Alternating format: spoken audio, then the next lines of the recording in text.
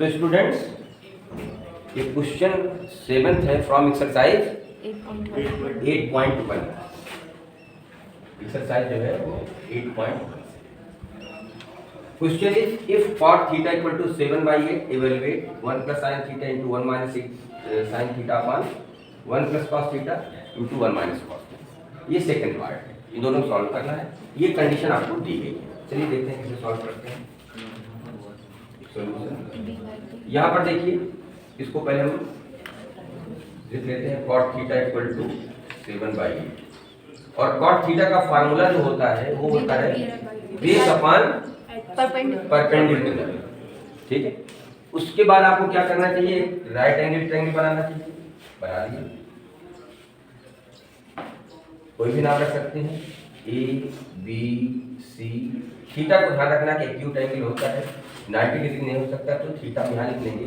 इसके सामने ये क्या हो गया, परपेंडिकुलर, ये हो जाएगा बेस, ये हो जाएगा हाइपोटेनस। 90 के सामने हाइपोटेनस होता है, एक्यूट एंगल के सामने हम परपेंडिकुलर ज्यूम करते हैं और थर्ड वाला जो होता है वो बेस हो जाता है।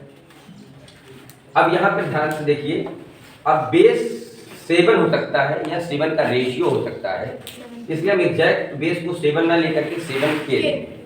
इट मीन्स यहाँ पर हम 7K लिख सकते हैं। बेस जो था 7K हो गया, परपेंडिकुलर क्या हो गया, परपेंडिकुलर हो गया 8K। हाइपोटेनस आपको नहीं मालूम है, हाइपोटेनस आपको कैलकुलेट करना पड़ेगा। इसमें पाइथागोरस थ्योरम अप्लाई करेंगे तो हो जाएगा AC square equal to AB square plus BC square by Pythagoras theorem. ठीक है ना, क्या हो जाएगा, AC की वैल्यू कैलकुलेट करनी है। AB है 7K का होल स्क्वायर, BC है 8K होल स्क्वायर और ये जाएगा 49K square plus 64K square.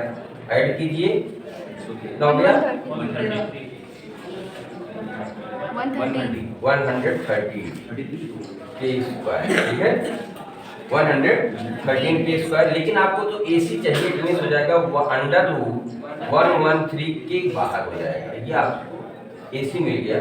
ठीक है, और इसको आप ले जाकर के यहाँ पर लिख सकते हैं, √113K के टर्म में सभी आ गए। ये आपका हाइपोटेनस।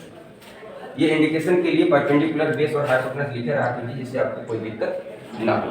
Very good. अब आप यहाँ पर आइए, अब यहाँ पर आप दो चीजें लिखेंगे, A plus B to A minus B identity होती है, अप्लाई करके सॉल्व करके वैल्यू लिख सकते हो, या आप साइन और कॉस की वैल्यू यहाँ से कैलकुलेट कर लीजिए और सीधे इसमें वैल्यू पुट करके भी रख सकते हो। दोनों चीजें आप कर सकते हो। तो आप हम यहाँ पर रखते हैं, यहाँ पर रखते हैं। ये हमको जरूरत पड़ेगी साइन थीटा की, तो हम साइन थीटा कैलकुलेट कर लेते हैं। साइन थीटा इक्वल टू क्या होता है, परपेंडिकुलर अपॉन हाइपोटेनस। याद है ना सभी? अब जरा बेटा आप शुक्ला जी बताएंगे, परपेंडिकुलर कितना है, 8K। हाइपोटेनस कितना है, √113K। के कैंसिल हो जाएगा ना? Yes sir. तो कितनी वैल्यू आ गई, 8/√113। कोई डाउट तो नहीं हुआ? चलिए अब दूसरे स्टूडेंट से, ये अब श्रेयांश बताएंगे cos थीटा की जरूरत है। क्यों? देखो हमने sin थीटा हमको जरूरत पड़ेगी और cos थीटा की जरूरत है। cos थीटा हम निकाल लें पहले से। cos थीटा की वैल्यू कितनी हो जाएगी, B/H। हाँ जी, B/H फार्मूला हुआ। बेस जरा देख के बताइए कितना हुआ, 7K अपॉन √113K। हाँ वेरी गुड। कैंसिल कितना आया, 7/113। साइन और कॉस की वैल्यू आ जाने के बाद पहले फर्स्ट पार्ट को हम लोग सॉल्व कर लेते हैं। फर्स्ट पार्ट को यहाँ लिखते हैं। क्वेश्चन क्या है, 1 plus sine theta into 1 minus sine theta upon 1 plus cos theta into 1 minus cos theta. अब आप लोगों को मिल के सॉल्व करना है, ठीक है ना। अब हम यहाँ वैल्यू केवल पुट करते हैं। 1 प्लस साइन थीटा की वैल्यू यहाँ से चेक करेंगे, क्या है, 8/√113 और 1 माइनस 8/√113। ये हमने वैल्यू केवल साइन थीटा की पुट कर दिया। अपान में कॉस थीटा की वैल्यू भी पुट कर देंगे, 1/7 अपान √113 और 1 प्लस माइनस 7/√113। ये मैंने वैल्यू केवल पुट कर दिया। आप में से कितने लोग यहाँ पर हैं जो इसको आगे कंटिन्यू कर सकते हैं?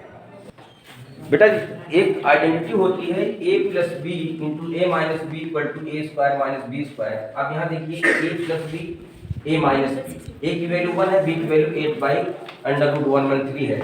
इस आइडेंटिटी से इसकी वैल्यू हो जाएगी 1 का स्क्वायर मीन्स 1 ही ऊपर लिख दो, अच्छा, -8/√113 का होल स्क्वायर। अब यहाँ पे ये ब्रैकेट थोड़ा सा चेंज कर दो। सिमिलरली यहाँ पर जो हो जाएगा 1 का स्क्वायर माइनस 7/√113 का होल स्क्वायर। अब न्यूमरेटर में हो जाएगा न्यूमरेटर में हो जाएगा 1 - 64/113 और डिनोमिनेटर में हो जाएगा 1 - 7 का स्क्वायर 49/113 और ये फाइनल अभी पहुंचा देगा। ठीक है ना?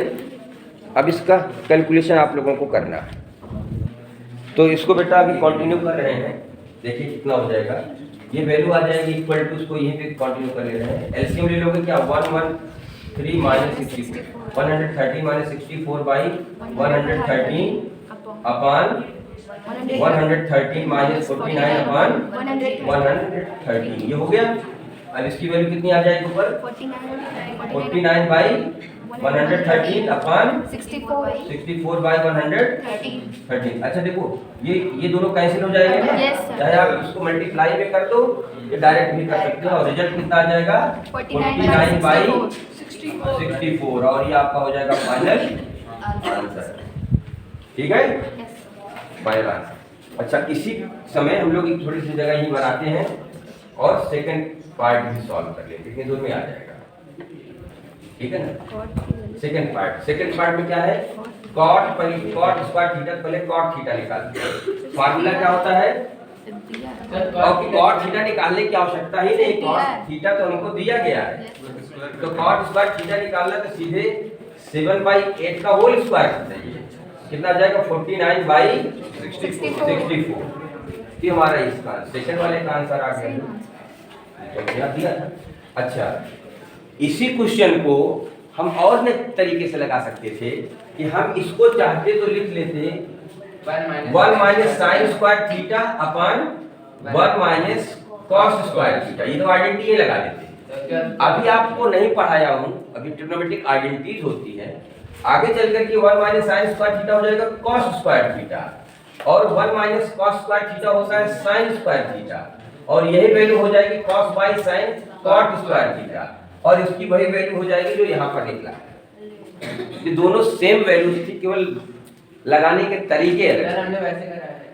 हाँ तो अभी इसलिए इसको नहीं हम बताएंगे क्योंकि ये आइडेंटिटी आपको हमने नहीं बताया है, ये आगे लास्ट एक्सरसाइज में बताएंगे, इसलिए हमने कहा इसको थोड़ा सा यहाँ बता देते हैं कि हाँ ऐसा भी होता है। ठीक है ना, ये दोनों सेम वैल्यू देंगे क्योंकि ये वैल्यू दोनों बराबर है, प्रूफ हो गया। ठीक है ना, तो अभी उसको समझने की आवश्यकता नहीं है, वो जब आप वो आइडेंटिटी पढ़ लेंगे तब उसको अप्लाई करना शुरू कर देंगे। ओके।